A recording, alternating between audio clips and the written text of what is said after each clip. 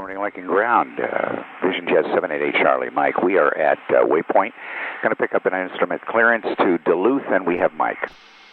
Vision Jet 788 Charlie, Mike. Lincoln Ground, clear to the Duluth Airport is filed. 5 runway heading, climb maintain 2,500. Expect flight level 300, 10 minutes after departure. Departure frequency 121.0, squawk 6642. Feet are on the floor. All right, looking for 60 knots by the 1,000 footers. Here's the 1,000 footers. We're There's 60 50, there's knots. 60. We got it. Looks good. We're coming for 85.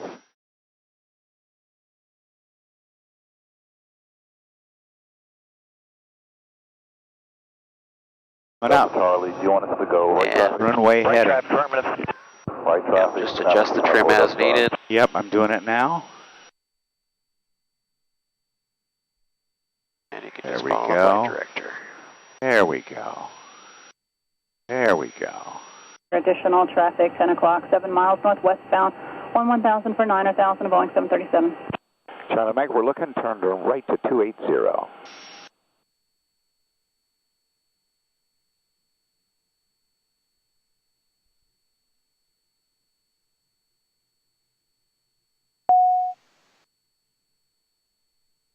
Good afternoon, Indy Center, Vision Jet 788 Charlie, Mike. We are 12,000 for 13,000, direct J-Bench.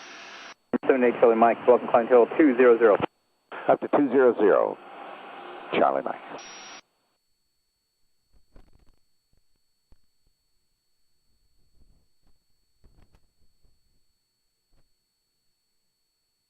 Welcome, everybody.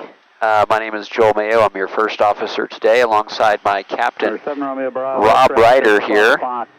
It's a pleasure to have you on board today, and would love for you to say a quick hello to our audience today. Well, hello to everybody who's watching. It is very nice of Joel to put me in the left seat of the Vision Jet. There are some things that are common to the airplane that I fly that make it a little easier to get acclimated to the left seat.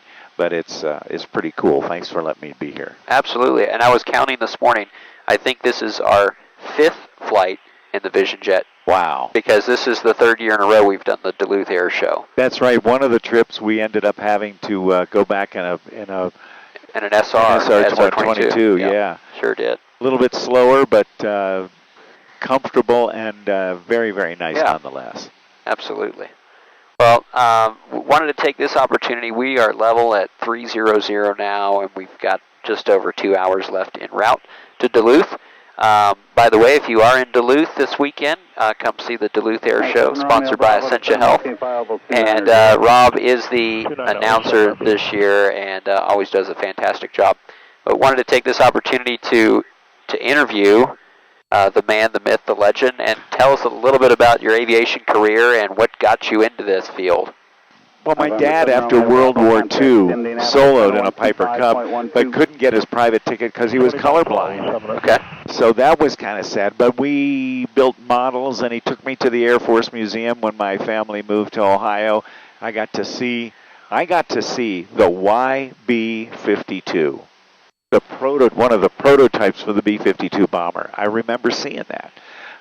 But we built models and always talked airplanes. And then when I was in college, I was pursuing more of a musical career and wound up singing on a television show in the Midwest. We sang everything from John Denver to Earth, Wind, and Fire to show tunes.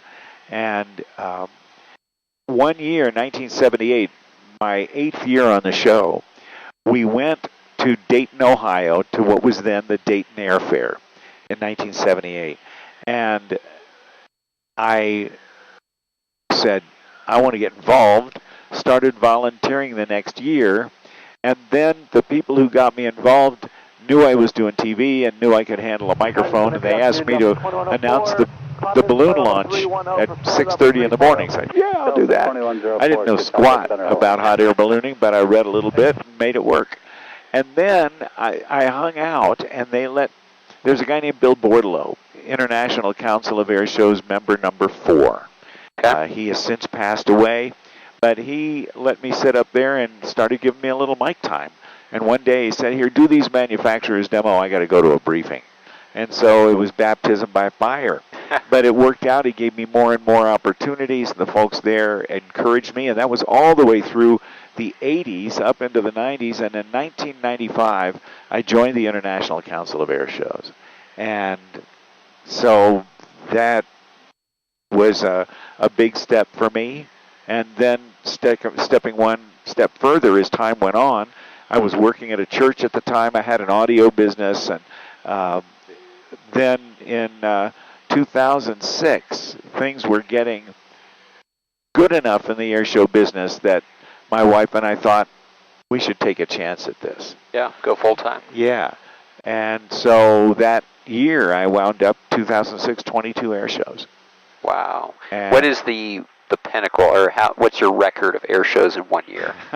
29. 29. And that was doing the ones that I normally did, plus I was working with the Texas Flying Legends, and they did about 6 shows. So I would travel out and announce just their act.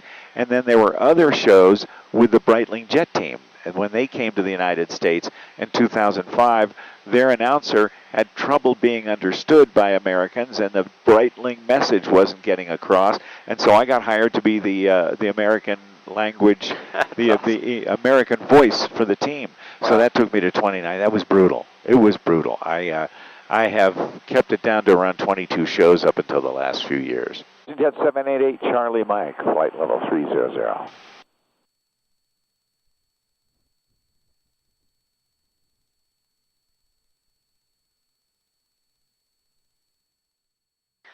So I've got a question for you. We've heard before flying along this guy in an RV with the call sign Blue 85. Now, it sounds a lot like your voice. Can you tell us a little bit about the airplane you fly and why is it called Blue 85? All right. We'll start with the airplane. For a long time, I flew a buddy of mine's 182, and when he sold it, I thought my flying days were over. And a couple of friends of mine, Redline Air Shows, John Fokker, the late John Fokker, and Ken Reeder said, why don't you get an RV? I said, well, it only seats 2 people. He said, well, how often do you put more than 2 people in the plane? I said, well, okay, but it only carries 100 pounds of bags. They said, well, pack small, pack soft, pack light. So John helped me find an RV, found it in Scottsdale. We flew out there. He inspected it, test flew it, went back to his shop. He put an all-Garmin panel in it, which is why for this being in the left seat here, this is not an unfamiliar panel. Switches are in a little bit different position, but I understand the symbology of this entire setup in the Vision Jet because mine is all Garmin glass. Well, got this RV-7A, and prior to that, I had been announcing and coaching the Blue Angels narrators every year. And at the New York Air Show at Jones Beach in 2010, Amy Tomlinson, their events coordinator, did not get to the rehearsal show because her police escort didn't show up.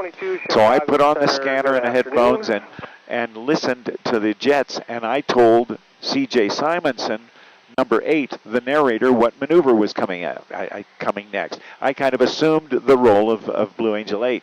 And afterwards they said, no, you're not Blue Angel 8, you're 8.5. And we joked about it. Well, the next day I had my blue flight suit on with a replica Blue Angel patch.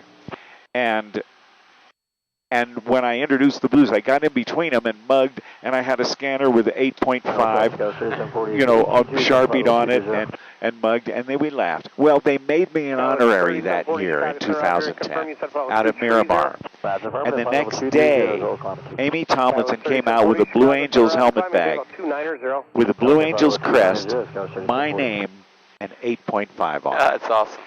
So down in New Orleans, then John Fokker and Matt Chapman tagged my transponder in the jet in my RV, Blue 85, and so I've been flying whenever I file, I do that.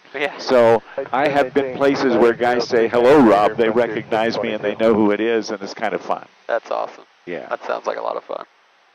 All right, so final question I have. We've seen tremendous growth in aviation from a flight training standpoint, aircraft sales, really the industry as a whole. But you've got this new generation of young pilots or people interested in becoming a pilot sort of entering this space. What advice would you have for someone, you know, kind of in that exploratory phase of what's next in aviation? Well, first thing I do is get a discovery flight to see if you like what it's like inside a small plane. One of the trainers, and there are flight schools at airports all over the country. So that's the big thing. Number two, I'll be partial to Sportys pilot shops because I've been working with those guys since 1987, working on their Learn to Fly series, and it's the best-selling pilot training video series on the planet.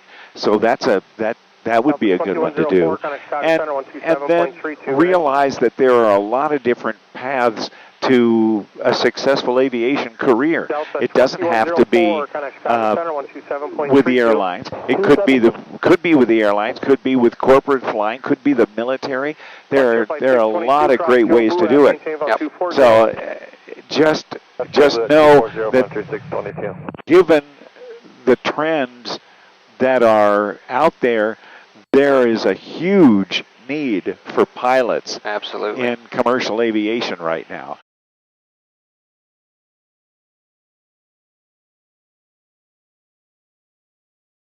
Today.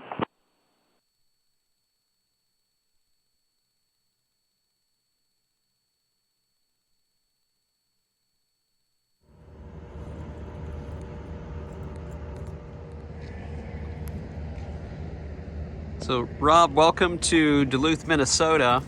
And interesting, the tower, instead of calling you Blue 85, what'd they call you? Blue Angel 4.75. So you were downgraded. Yeah, it's 2 times in 3 weeks I've cut my arrival close. Well, welcome to Duluth. Should be a great show. Oh yeah, without a doubt.